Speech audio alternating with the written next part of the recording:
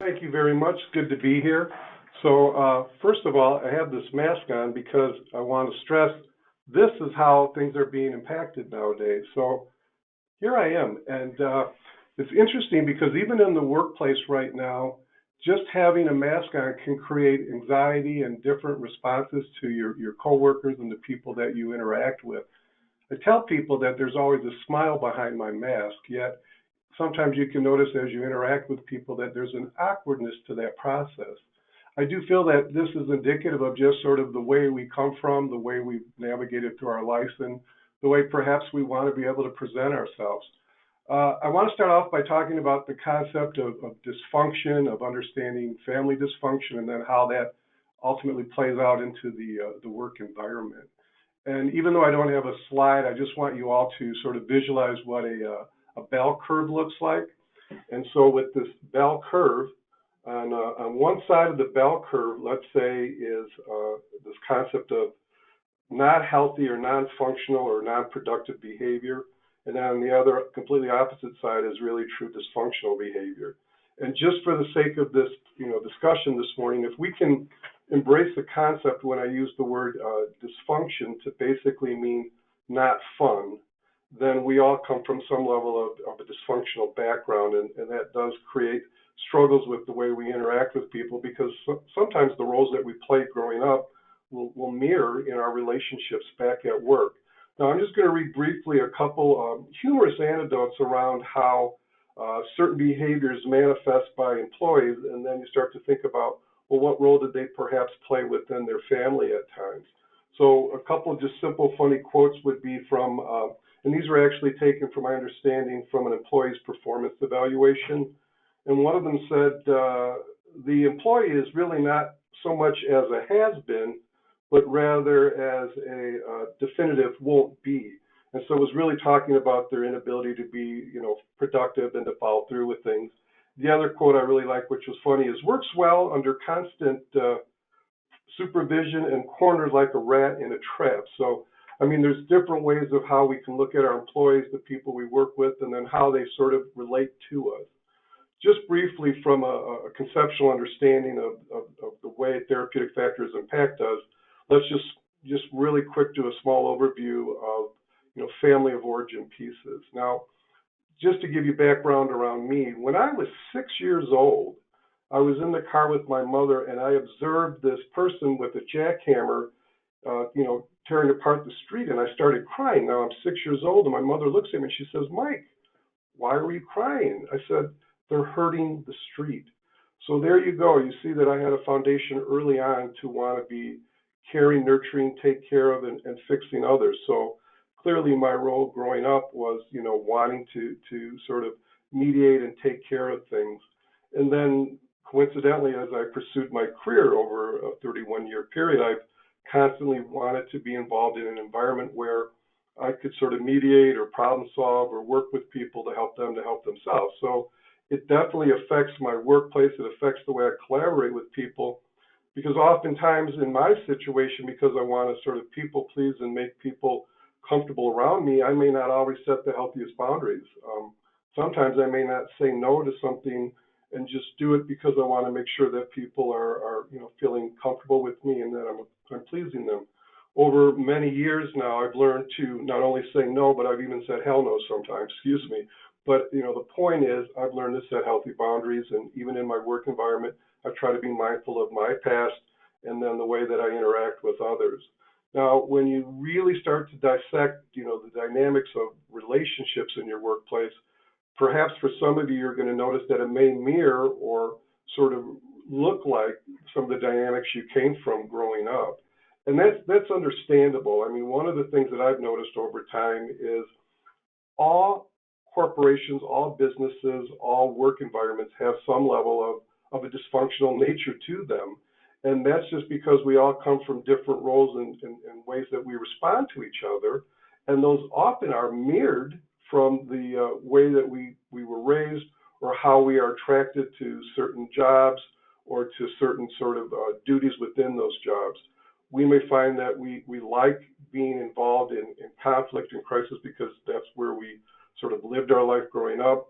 We may find that we want to be in more of a quieter space and more sort of left to our own to do our jobs, which may have been from sort of feeling like you don't want to deal with too much struggles. You want to be sort of just do what you need to do, get by the day, but don't always really, interact with all of your peers. In this environment, in a mental health and in a chemical, abuse slash dependent environment that we work with here, I get an opportunity not only to work with residents that have all sorts of roles they play, both from their family of origin, but what they do for a living. I also get to see that from all the other coworkers I work with. And I find it fascinating sometimes when I'm interacting with my coworkers to sort of reflect back on how they may have dealt with their lives, how they responded as children to situations, and then how that impacts the way they work with you, in your own environment. So if I sort of rely on others as a barometer of the way my day is going to go, then I'm really falling back into that people-pleasing mode, making sure everyone's okay. That doesn't work very well in an environment where you're also in a managerial role, because you don't want to be sitting here trying to, take responsibility or enable people that need to do their own jobs or their own sort of performance issues to be addressed. So we have to be very mindful of our past. We have to understand that it can quickly mirror itself in our environment within the workplace, or even within our families that we have as adults, or the friendships that we have. The impact I have found over time is that if I start to worry too much about everyone else's stuff, then I'm losing myself out of the deal. And I want to always be mindful that I'm accountable to what I do. Ultimately, I want to foster an environment that says we're in this together, but also to take responsibility and to show that through my actions and behaviors of my piece to it. In a dysfunctional system, in an environment where there's lots of chaos, then we may find ourselves wanting to sort of jump in and take multiple roles.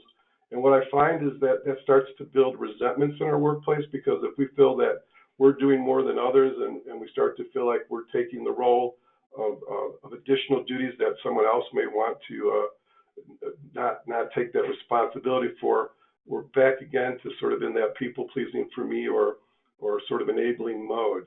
In a workplace environment, there's going to be lots of ways that we can sort of do a check within ourselves to say, is this some of my own stuff coming up for me? Am I feeling some shame or guilt that a certain coworker or a supervisor or an administrator isn't responding to me the way that I'm hoping they would? And then you start to second guess and try to go into that navigation mode of people pleasing, or try to sort of sort the problem out. Now, for me, I'm going to show you something, and it's ironic, is I do have a magic wand here at work. Now, the irony of this particular magic wand is that it actually leaks. And so I find it sort of metaphorically interesting that I want to wave all of my magic and ability to help everyone, and yet it's spilling on me at the same time. So what I've learned over time is that I need to put my magic wand down and not try to take responsibility of everyone else's behaviors and actions, rather lead through example. Because if we're able, as co-workers or as people in an environment where we're dealing with others, lead by example and do it with your integrity. Now, I have found over years that I can use humor as a way to sort of soften the intensity of a situation. Yet, because I was raised in an environment with a lot of sarcasm, it may be sometimes that I deflect from dealing with intensity of an issue through humor or a playful nature. And again, that sort of came from my family of origin and the way that I would deal with things. What's important to realize is you have to balance some of that out and go, wait a minute, am I really being silly right now because I'm feeling uncomfortable with what's going on with my coworkers or the situation, or is there room for levity at that point? I have found over the years that many of the people I work with start to work their own level of emotional recovery and emotional sobriety by not only being in the environment where they are around others that struggle, but also being very compassionate around what they need to do for self-care. Now, I have found in the last 2 to 3 months that with the isolation and the self-quarantine we were asked to do, that definitely impacts the way that I come into the building, because at this present time I'm living on my own, so I'm by myself all night. I come back into the environment and I find myself being more chatty, more interactive with my peers, and because, as I said, I have this playful, silly nature, I may be a little bit more sillier or sarcastic as the day starts, and then once I settle into my role and into the dynamics of our work environment, I become far more professional. But it's like it sort of lay dormant during the night, and I wasn't able to sort of interact in the way that I want to do. So part of it surfaces when I get back out and involve myself with other people. I don't know about you, but with these masks on, it sometimes creates a lot more self-reflection in the world that I'm in. Sometimes I find myself thinking about, well, if people really don't see my face, what do they really think about me? And again, that's stuff that just is coming up from family of origin, from my own past, and so I always want to be sort of checking in around that as I go through the day. Now, I again wanted to stress that with this understanding of the impact of our therapeutic factors that we bring in, we do oftentimes not realize that we get activated through a conflict or a situation at work, and then don't realize until later that, wow, that was sort of like something I experienced growing up. If you're somebody that wrestles with conflict avoidance when you're in your workplace, what I think you're going to find happening is either you're going to become sort of passive aggressive in the way that you respond to others in your environment, or you're going to start to build some resentments and act in ways that are sort of hurtful or not really respectful to your coworkers. Check in with yourself each day when you come into a workplace or where you are involved with other peers. What's going on within you that you need to sort of look into and understand, so that you're not responding to your own stuff with your coworkers. I have found that as I typically drive into work, I like to listen to music and sort of dump out my stuff from the night before, from the concerns I have within my own family and my own family of origin, and my wife and my daughter, and try to be sort of on a tabula rasa environment when I walk into my environment. I don't know if you know this, but 47% of the stressors that you deal with in the workplace really have nothing to do with the workplace, and a lot to do with what you're bringing in at that particular time or day. And I think that speaks volumes of how the impact of the workplace and the collaboration within the workplace often comes from that therapeutic impact of outside of the workplace. So each day I try to do my best to come in with a more compassionate understanding of others, and to be more in a mindset of what role and what way do I need to model to adequately reflect my intent for that day and my relationship with my coworkers, and ultimately with the people that I'm treating and also interacting with. Now, for me, that starts with the minute I turn the knob or push the door to come into this building. It's a fascinating thing, but the minute I come in, I get my temperature taken, right? And I think that can be a true metaphor of, what's really going on inside of you. You're sort of doing a temperature check, a reality check with, how things are going.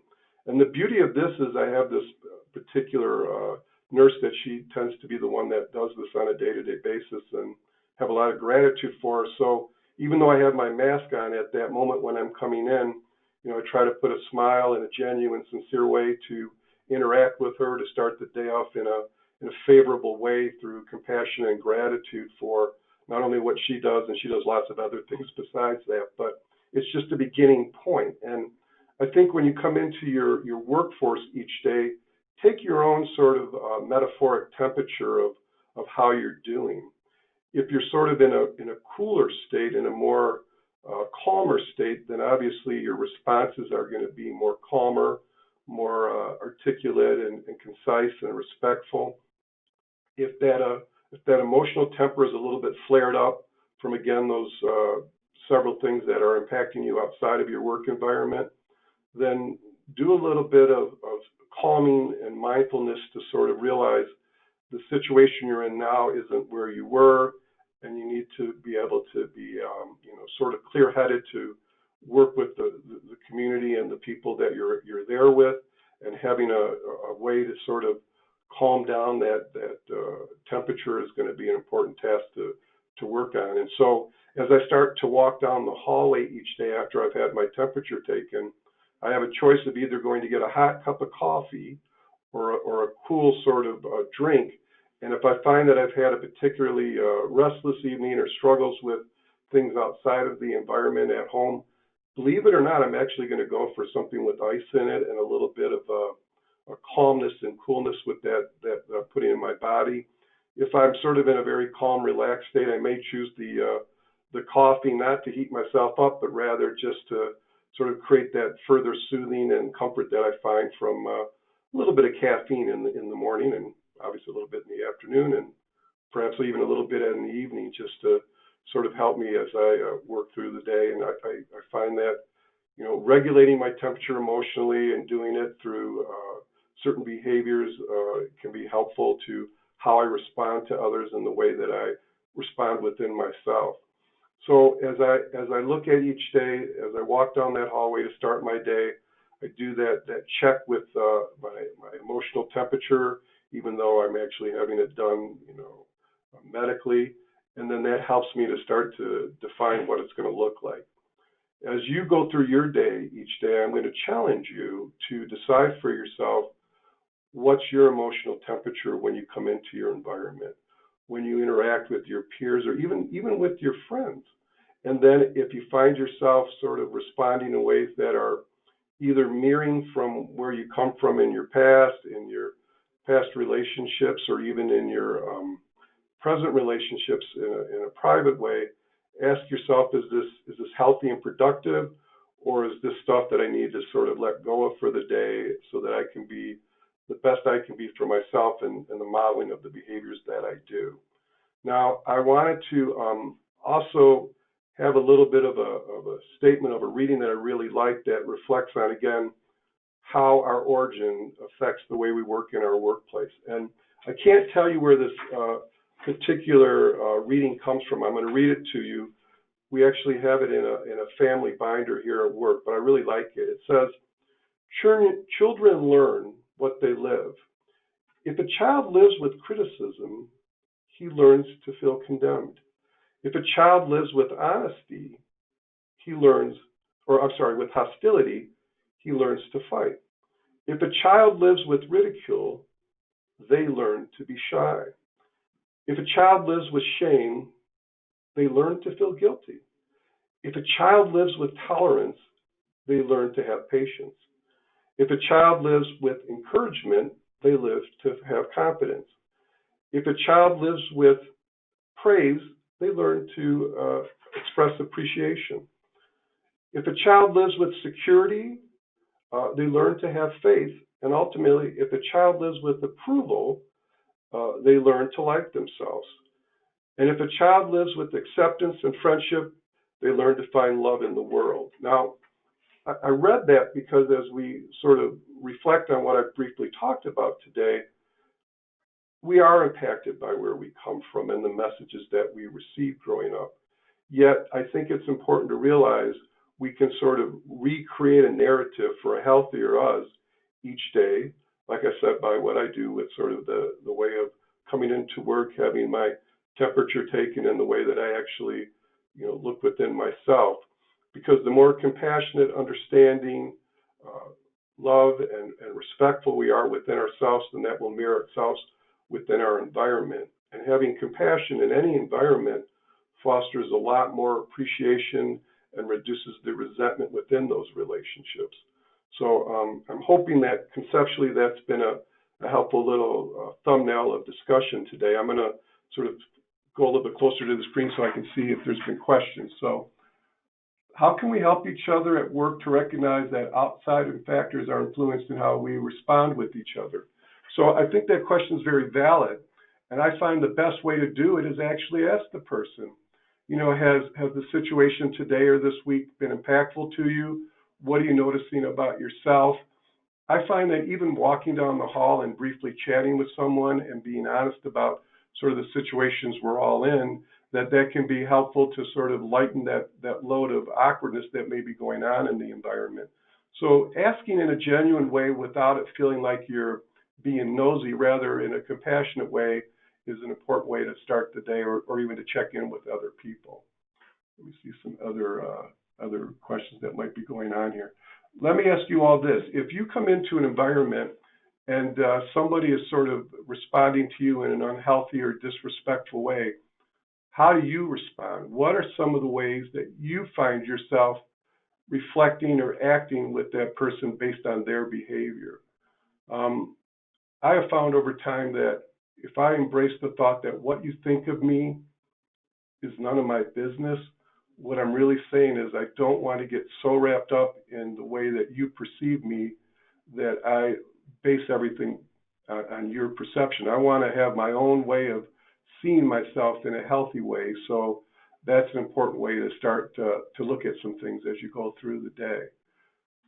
Let's see here.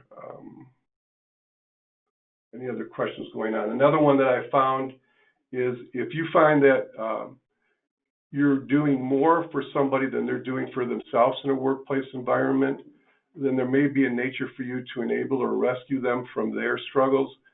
And over the years, I've had the wonderful opportunity, and perhaps maybe a dysfunctional dynamic, for some people to help me when I struggle now. There's certain things that I'm adept at, and there's certain things that I need additional sort of guidance and direction with.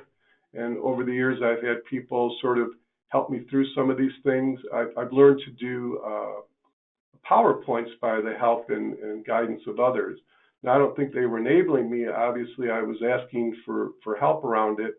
And what was comfortable for me is realizing that it was safe to ask for what I need in a workplace environment and not sort of think that I can do it all upon myself. And then if I don't do it well, then I'm like, well, geez, I probably could have taken the time to ask others to be supportive with me. If you come from an environment where you avoided conflict or you weren't comfortable asking for what you need, perhaps you would have found that it was hard to sort of reach out to others. And I have found over time that I can do both: reach out, get them to be supportive to me, and also be accountable to what I need to do as well. Let's see here. Other questions that you might be asking. I'm just sort of looking right now to see. So let me ask the third question to you all as you're sitting there as we get to the end here. If you're struggling at home with all of the challenges that we face from our society right now, then you might find yourself in a very dysregulated and unsettled state when you come into a workplace. My challenge to you is to say, what role do you play to be a healthier person? What modeling behaviors can you demonstrate in your environment that shows that you're a compassionate, understanding person and wanting to work with the situation instead of sort of feeling alienated or isolated from many people due to the nature of quarantine and to the situations we're in. So the challenges I've asked you today is to sort of realize that there's things you can be doing to better understand yourself, to understand how the past can reflect the way you respond in your environment, and ultimately to start showing yourself through your own behaviors how you'd like to be treated, and ultimately, setting the healthier and positive environments for yourself.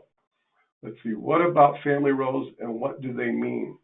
So again, from a brief statement, if you come from a family where you had a tendency to sort of be the scapegoat or the target because they tended to see you as the problem, then you may find yourself in a workplace environment sort of struggling with acting out or not always sort of doing what you need to do and being pointed out or written up for certain things.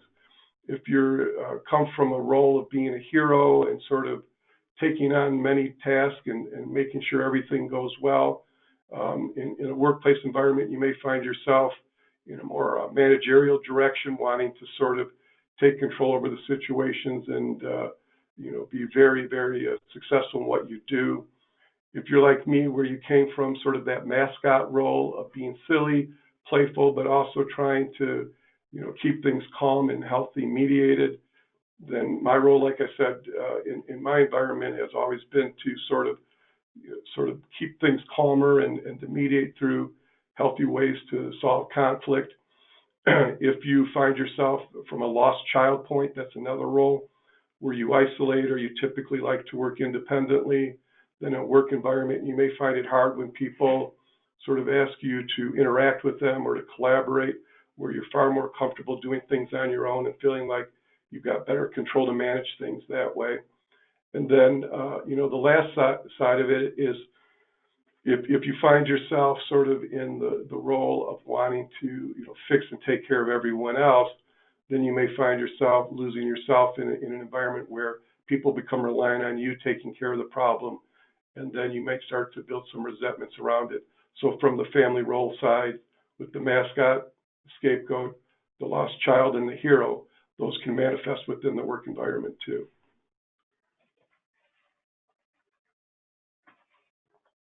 There's so much stress in our community and the world, it's hard not to be stressed or sort of creeped out or struggling with what's going on. Well, that's certainly a question and a statement of truth. There is a lot of difficulty at times trying to take on the day-to-day situations that we face. I found that if I limit my actual exposure to the news and to the social media and keep it more to face-to-face interaction and maybe some Zoom or contact with my family, that it reduces some of that angst that I've been dealing with. If I start to reflect too much in the social media, I can be inundated in so many different ways, and that oftentimes will sort of create a temperature inside of me that's raised in an unhealthy way. So I try to be mindful to regulate that by limiting certain amounts of content that I take on, not to be oblivious or ignorant to our world and to our life situation, rather not to allow others to sort of jade it by their perspective, and social media can certainly foster a tremendous amount of energy that way as well. So in closing, I'm hoping that some of these things we talked about today have been helpful to you, that you can, again, work today as you go through your day, whatever that looks like, to take your own emotional temperature, interesting statement there, take your own emotional temperature and then determine, how do I want this day to go? Now it's early in my day here, and so I started it off with all of you. So I want to express my gratitude for the time that you're willing to spend with me today, with your understanding that this was just sort of intended to be a thumbnail of the way that our family of origin, our cultures from our past will certainly be part of the way it affects our environment, the way we collaborate and work with others. And then in the other part of closing is, as I put this mask back on to go through the day, just know that the people you see with the mask on there, as well as your own mask that you wear for safety, is that you're providing respect, not only for those around you, but also for yourself. So again, I want to thank you for your time. Thank you for the opportunity to share, and encourage you all to have a great day. Take care now.